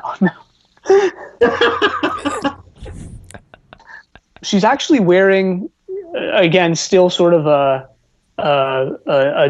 deep dark blue. Well, maybe not dark, but like sort of just a vibrant blue, I guess. But this week her costume has like the weird choice of a little floral pattern around the neck. And then it's sort of just like a loose fitting, I don't even know what it is. It's like it's not, I don't know if it's a dress. I couldn't even tell, to be perfectly honest. I remember as a child being pleased she was in a dress again because I wasn't very impressed by the trouser suit previously. But as I got older, I preferred the other way around. Yeah, I'm gonna have to agree with you on that one. This dress, not the best look. Not the best look. And her hair is disgusting. I much preferred the wig last time. Yeah, the short hair. I think attention is drawn to the shorter hair because the dress is just so, not necessarily bad, just questionable. So it kind of like unintentionally seems to draw your attention to the fact that like her hair is different as well. I remember finding the VHS covers really irritating because they'd put the wrong dress on the covers for each story. And it used to drive me to distraction, that did.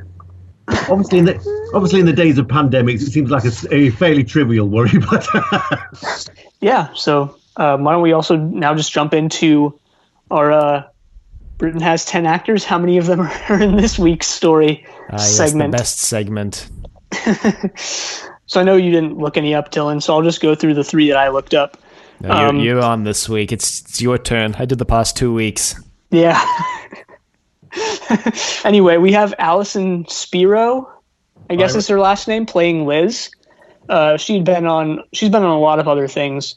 She was on a few episodes of Doctors. She was on Midsummer Murders, Emmerdale, The Bill. She was on a bunch of shows that I didn't recognize, but that looked like big roles for her. A show called Brookside, something called Fell Tiger, something called King's Royal. She was in a show called The Enigma Files in 1980. And she played a character called Liz Lewis on that show, so like a year before this. She'd cornered Liz's. Yeah. She had a market on the... She was a regular on Emmerdale, which is a British soap opera, and she was on that for quite a while, so, I mean, that would be quite a substantial job as well. She was like, say, a regular on a soap opera, so she must have done that for a long time. Mm-hmm. And I'm glad as well, because she's really good. Because sometimes you see folks and stuff and you think, God, they were really good. Whatever happened to them? You realise they had no career at all. So I'm quite glad she worked again and she had quite a successful career by the sounds of it. Yeah, for sure. Yeah, so we also have Philip Bird as Shape, the younger incarnation of the Shape. Again, he'd been on, the shows that you'd expect a British actor to be on, Doctors. He was on Midsummer Murders. He was on Emmerdale, The Bill, Coronation Street. And he actually played a Swampy in The Power of Kroll. Oh, what? That's where I knew him from. Oh, my... I've spent years trying to think where I recognise him from. We just solved Keith's lifelong mission. Yeah, I'm just looking at him and think, why are you so familiar? I should just try to imagine him green. Now I don't know. Green with no clothes on. I don't know who he was straight away. So hopefully we've made up for the daggers we'd driven into just every part of your body, Keith, at the beginning of this episode. It's like a weight has been lifted from my back. And then we have, for the older incarnation of the Shape, we have Bob Hornery. He played a pilot in The Horns of Nymon. Oh my God, so he did. One of the few people who tried to act in The Horns of Nymon, as I recall. You didn't like the Nymon just like rotating their heads around and calling it acting?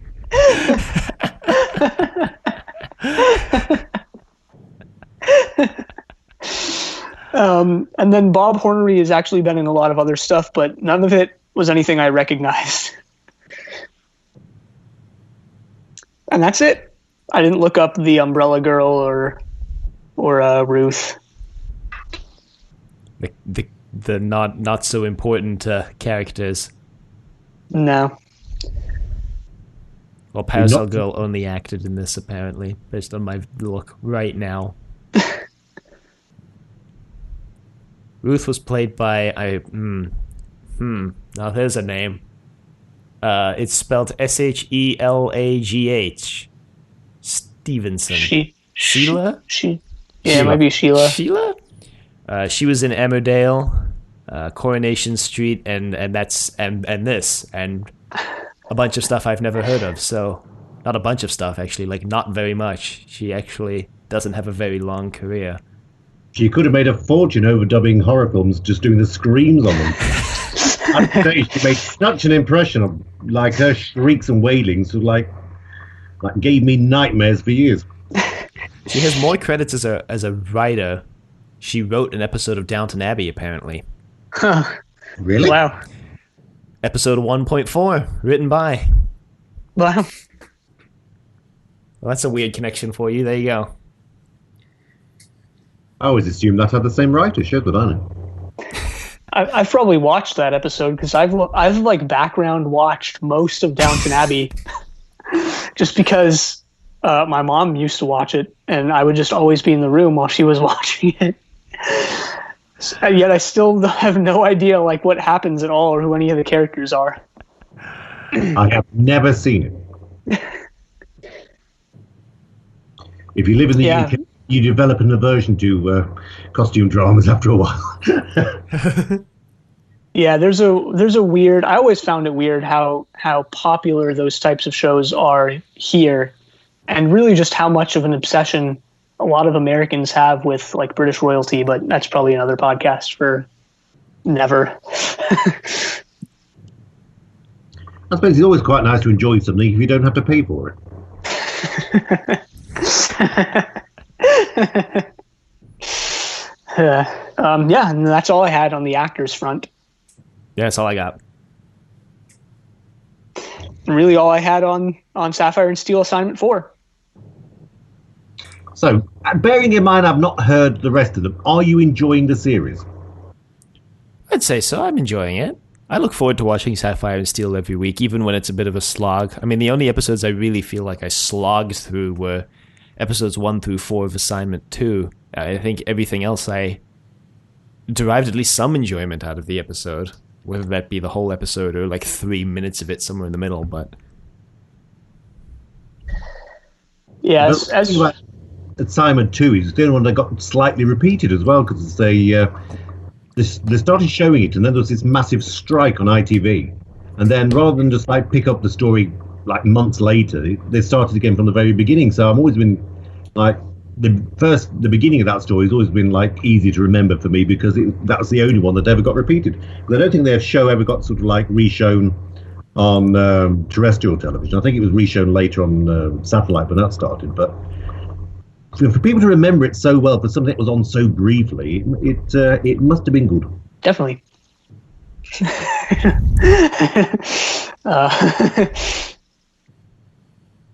Yeah, that's all I got.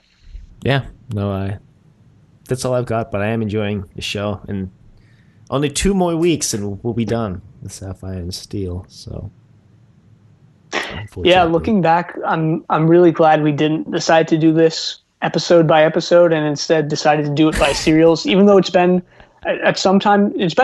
hard to fit into my schedule because I've been extremely busy with just other things, and having to watch serialized Doctor Who and serialized Sapphire and Steel each week has been kind of hard to fit in. But I'm glad we're doing it like this instead of like 1 episode per week. I mean, even the show at the time wasn't shown like that. I'm fairly certain it was shown like twice weekly. So at least some of the stories were. So watching it once a week was even go against the way it was originally shown, I think. I might have got that wrong, but I'm fairly certain it was on a couple of times a week.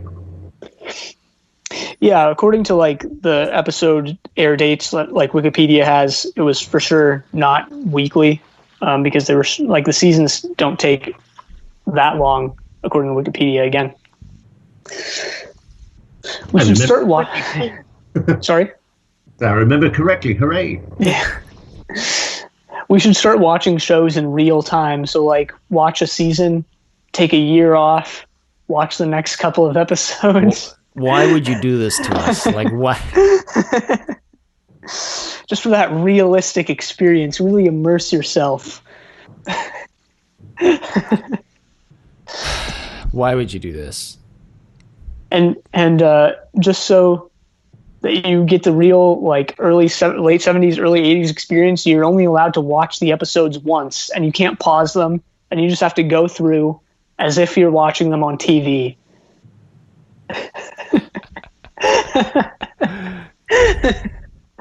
If you're not in your house, you have to persuade people in hotels to allow you to watch it. Yeah. Oh, and you have to watch them at the exact time. So this was what, 7:30? You have to start the episode at 7:30, and you can't pause it.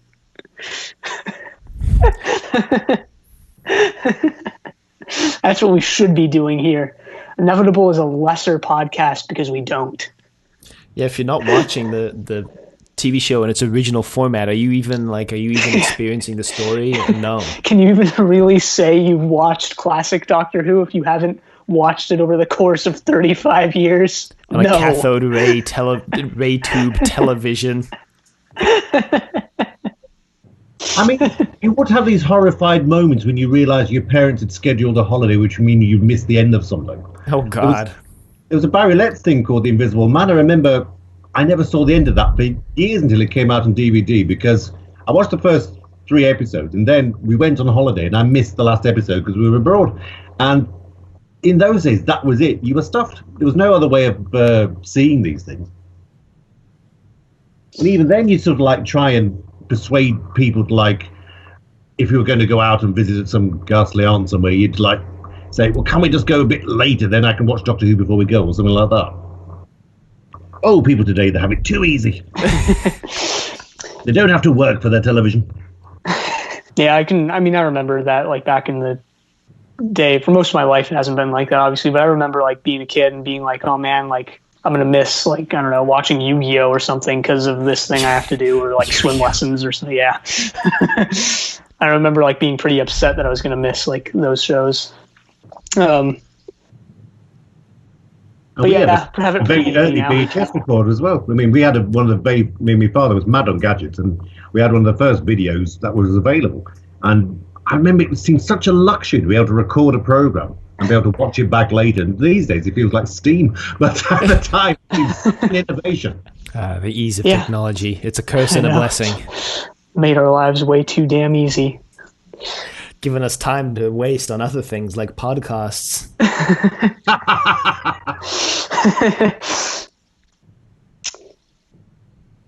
Well, that's really all I got. Yeah, that's it for me. I've enjoyed it. Thanks, chaps. Yeah, thank you again for being on, Keith, as always. It's been good fun. Glad you were able to join us in our journey through Sapphire and Steel. Re-experience the horrific screams of being burned alive. Yeah, glad you subjected yourself to childhood trauma for us. Thank you. And on that note, if there's anybody out there who'd like to email us, you can reach us at thedoctor@decorativevegetable.com. Questions, comments, concerns, angry rants, love letters, your thoughts on Assignment 4. You can find us on YouTube at Decorative Vegetable. You can find us on Apple Podcasts, Google Play, and Spotify, all at Inevitable, a classic sci-fi podcast. Just go and check us out on Facebook. Trust Your Doctor. Like us on Facebook. Also check us out on Twitter at TYD Podcast and follow us on Twitter. And, thank you again, Keith. Always a pleasure to have you on. And next time we're going to be watching Assignment 5, a.k.a., sometimes also known as Dr. McD Must Die. But until then, the end.